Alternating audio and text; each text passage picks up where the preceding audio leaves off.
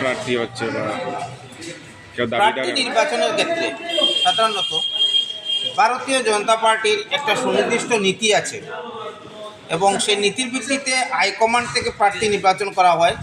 সংসদীয় কমিটি থাকে, সংসদীয় কমিটির পক্ষ থেকে অনেকেই অ্যাপ্লিকেন্ট থাকতে পারেন।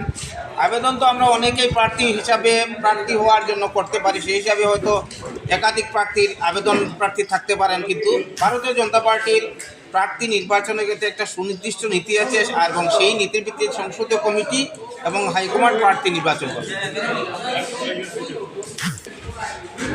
সেটা তো অবশ্যই আমরা আশা রাখবো যে ভারতীয় জনতা পার্টির প্রার্থী হিসাবে সম্মানিত সাংসদ কৃপানাথ মাল্লা ও আছেন এবং দল যদি মনে করে যে অবশ্যই আমাদের ভারতীয় জনতা পার্টির প্রার্থী হিসাবে কৃপানাথ মাল্লা থাকবে, অন্যথায় দল যেটা সিদ্ধান্ত নেবে সেটাই আছে। আর অনেকেই দাবিদার, আমরা যতটুকু জানতে পেরেছি আমাদের ভারতীয় জনতা পার্টির প্রবীণ অনেক কর্মী আছেন। তার পত্রিকায় আমি একটা কথা বলবো যে স্বাধীনতার পরে যারা সাংসদ হাইলাকান্দি করিমগঞ্জ থেকে হয়েছেন, হাইলাকান্দি এবং করিমগঞ্জের সমস্যা নিয়ে ভারতীয় সংসদে কৃপানাথ মাল্লা যতটা সরব ছিলেন, আমরা এটা উল্লেখ করতে পারি যে বিগত স্বাধীনতার পরে যারা সাংসদ হিসাবে করিমগঞ্জ থেকে প্রতিনিধিত্ব করেছেন, সবাই মিলে যতবার সংসদে হাইলাকান্দি এবং করিমগঞ্জের বিভিন্ন সমস্যা নিয়ে সরব হয়েছেন, একাই বোধহয় হাইলাকান্দির বর্তমান করিমগঞ্জ সাংসদ কৃপানাথ মাল্লা তার চেয়েও বেশিবার সংসদে সরব ছিলেন হাইলাকান্দির বিভিন্ন সমস্যা নিয়ে।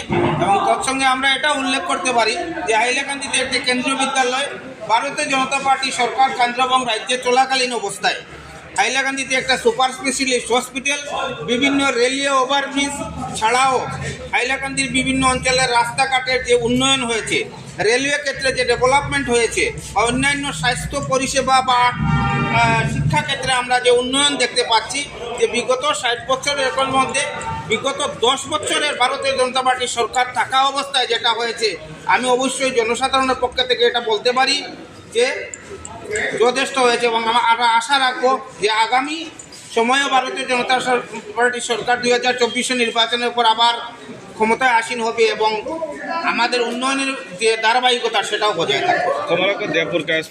ওনারা দেশের মঙ্গল চান এবং এটা একটা খুব শুভ লক্ষণ।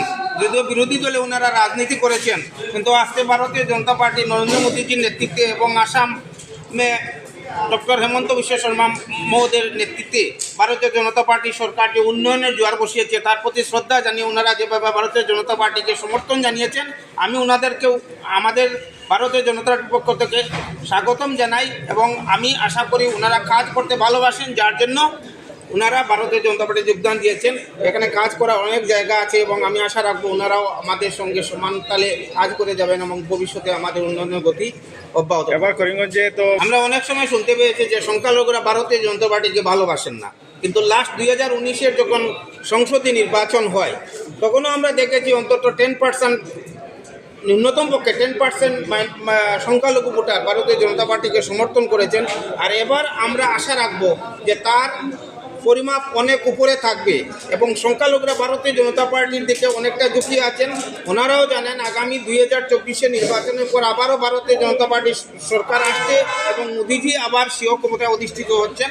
এবং আমরা এটাও আশা রাখি যে মোর দেন 25% মাইনরিটি ভোটার ভারতীয় জনতা পার্টির পক্ষে এবার সমর্থন জানাবেন এবং নিশ্চিতপক্ষে করিমগঞ্জ সংসদীয় আসন থেকে এবার ভারতীয় জনতা পার্টির সরকার ভারতীয় জনতা পার্টির প্রার্থী নির্বাচিত হবে।